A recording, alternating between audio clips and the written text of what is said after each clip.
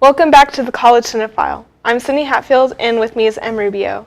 Last night we saw Thor Ragnarok, otherwise known as The Funny Thor, directed by Taika Waititi. And I liked it, and you thought it was a meh movie, so... It was a meh movie. Let's get into it. Okay, one thing I've realized after watching a third Thor movie was that these movies don't really need to be made. Their only function is to fill up any for example, the first Thor movie. The only function for that movie is to introduce Thor. Right. And in this movie, it's to kind of bridge between the other MCU movies up to the Infinity War. Right. And that's the only function that this movie has. Yeah. So it's practically needless on its own.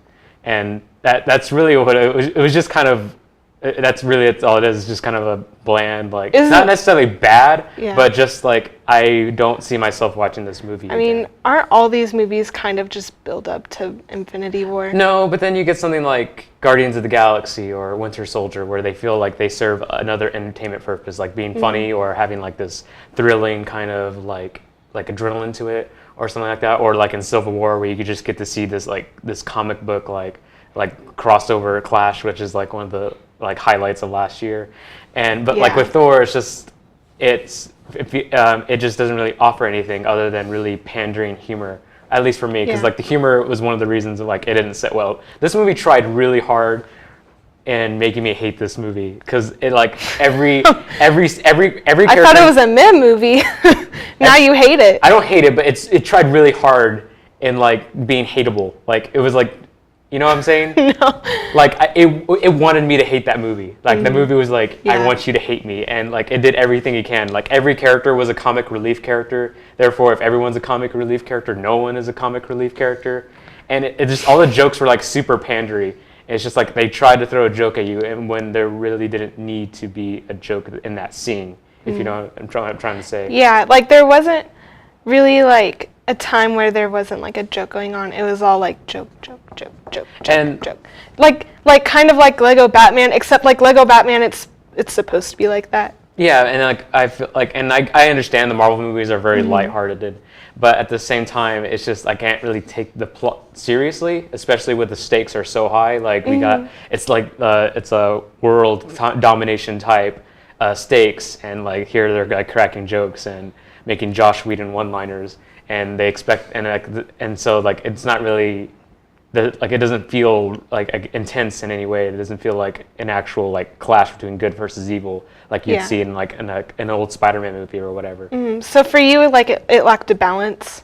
I wish it took itself more seriously, and it felt like a self-parody of the Marvel movies in general. Yeah. Or it felt like a parody of comic book movies, honestly, with the way Thor acted and with the way like I said, everyone's a comic relief character in this movie besides Idris Elba, who did an excellent job, and I went blank on the other person's name.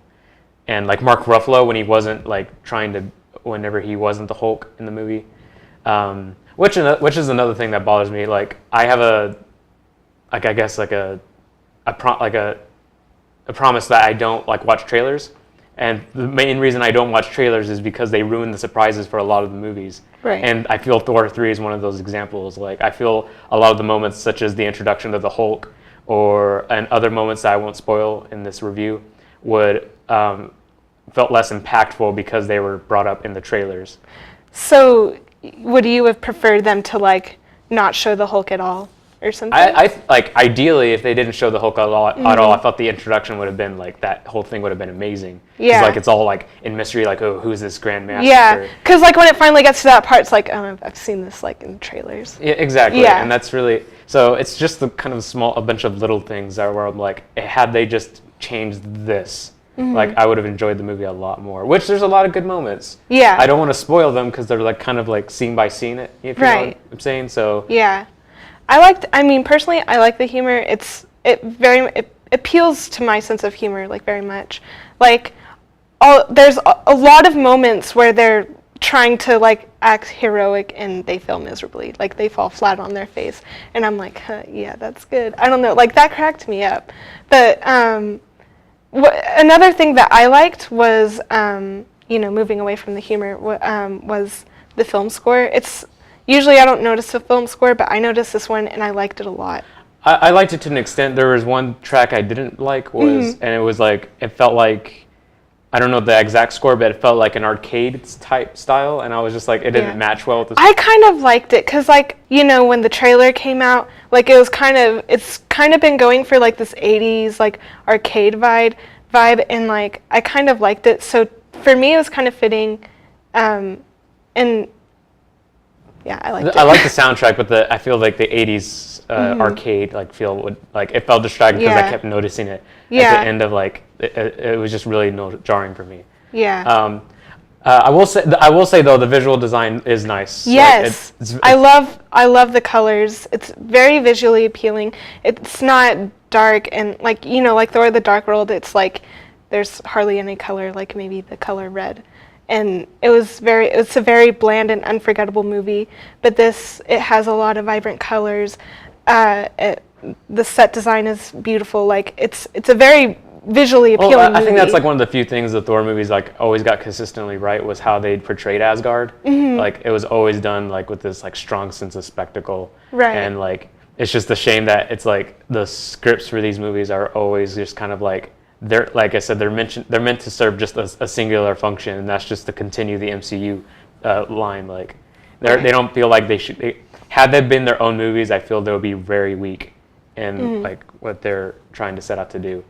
At least this one is better than Thor 2. Oh yeah, I mean anything. I don't remember. Anything is better than Thor 2. I don't remember Thor 2. That's how. Exactly. Like it's a very unforgettable movie. So like if you were to cut out everything from the MCU and you were to just like watch the Thor movies, first of all, it wouldn't make sense. But second of all, like if you were to watch those three, like Thor 2. Nothing happened. Like it's a very, very unforgettable movie, and so like to come unforgettable or forgettable. It's very forgettable. Thank you. Like you know if you were to come from Thor 2 and you were to watch Thor 3, and like it's a fresh breath of air for me. You know. At the very least, like in like retrospect, like oddly enough, like I feel like my favorite one would probably be the first Thor, despite the fact that they spend a lot of time in New Mexico. Which was my big problem with it, was like I wish they spent more time in Asgard. Yeah. But, like the more time they spend in Asgard, the more I kind of just like the other aspects of the film. So it's just I feel like in terms of like character and the stuff I like in a film, the first Thor movie like does it the best. Yeah, I will say there was something that I didn't like about the movie, and like this isn't really a spoiler because like it's been out in the public, but like there's this weird thing with Doctor Strange, like he's randomly in there, and it's like he's just in there to be in there. They were like, we need another Marvel character. I feel like that would have been cool if there wasn't a Doctor Strange movie. Yeah. Like that was if that was his introduction. If that was his introduction, like yeah. I wasn't a big fan of Doctor Strange either. The movie. It was kind of bland. I kind of put in the same vein as Thor 3. Yeah. And like when I was watching the movie, because like the Doctor Strange part was my favorite part of the movie, was because it stands out. Yeah. And like I kept thinking to myself, like imagine if this was like the first time I saw Doctor Strange on the screen. This would have been like one of my favorite moments ever. I think you're right. Yeah, like if it also didn't help that Doctor Strange acts completely inconsistent with what he acted like in the yeah, like how advanced his powers are in this movie, as opposed to the other one. It was like. It's kind of like, oh, that's a big jump, like even for like that period of time, I guess. Like, I mean, I guess you could make the argument that he'd like learn more, like, but I don't really know the timeline of the MCU. Yeah, it's kind of up there. But I think it just comes down to the fact that I wish that was his introduction. I wish I wish that was the first time we saw Doctor Strange. Yeah, I think that definitely would have been more impactful, and I don't think I would have been as irritated because like I guess the fact that we had the Doctor Strange movie, and then they're just throwing him into the Thor movie just because, like, you know, they can. It was very out of place, but if that was his introduction, like that definitely would have been more impactful. Yeah, and it was funny too. Like that was like one of the few times like in the movie that it was just annoying because like he was only in there that one time, and like he wasn't a recurring character throughout the movie. I think that would have also helped as well. Like, we saw him again around the end. Yeah. Or something like that, because like like you said, he just showed up. Yeah, and then he was gone, and it was just like, what was his point? Like, why was he there? He has a plot device to. Yeah, to be like, here's more of our characters. Or well, no, like here, so we can continue the plot. Let's have this. Well, honestly, like I don't think they needed him to continue the plot. I honestly don't. Like it was very useless to me. I understand. Is there Yeah. anything else you like want to bring up? Like I don't want to spoil because like I think a lot of the joy of this film is like kind of going in knowing absolutely nothing about this film, because like I felt that was the only reason I don't like dislike it in any way, because like the moments like in terms of like spectacle and like visual design and special effects are like really effective, and like just seeing like Asgard again was like always a treat. I just wish Asgard can be a setting to like a actual like great movie. Right, yeah. But I mean, I think that's all I have to say. You know, I like the film score. I like. Let's talk about the villain. The villain was She was better than most of their villains. I guess. I feel like the Marvel villains are doing better at being like just okay now. Like they used to be consistently terrible. Yeah, And, like Thor 2, for example. yes. Who was the villain? Or like in the first Iron Man, or the second Iron Man, or the third Iron Man. Yeah. But like I feel like we're ever since like I guess like Deadpool, like we started to get like some decent, like not great but decent villains. So like, and I feel like she's like in that tier as well now. Yeah, like she's better, but like she's not like by any means the best villain. And you know, like after the movie, like Brandon and we were talking in the car, and like it kind of raises a question. Like they have all these bland villains. Like one of their biggest critiques is their villains. What is Thanos going to be like when he finally gets to the screen? Like, is he going to be bland, or is he going to be exciting? And based on their track record, it kind of worries me. I mean, every once in a while, hopefully we'll get like a Loki situation, like, or I can't think of another. That's really it. Like Loki and Magneto are like the two great Marvel villains, and like that's the only ones that really like stand out to me. But I mean, it'll be interesting. I mean, hopefully, like I feel like especially since they've hyped them up for like literally these past 5 years.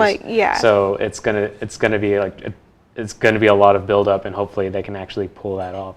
Right. But the villain was okay. I mean, again, it's like they try to make her comic relief as well by having her say a bunch of jokes as well, which kind of hurts the tension in a lot of the scenes. But it's tolerable. The movie's tolerable. It's safe. It's tolerable. And she's better than most of. It's better than Thor 2. That's for sure. That's the tagline. Everything is better than Thor 2. You can make that the critique, like byline. It's better than Thor 2. But it's safe. I don't particularly want to watch. It's like a junk food movie. It's something you can just consume. You don't feel anything afterwards. I don't hate it. But but I think that's all I really have to actually like this time. That's all we have to. I'm surprised I could say something for a movie I'm kind of just like indifferent towards. Yeah. But that's all we have for you today on the College Cinephile. Please like and subscribe down below, and we'll see you next time.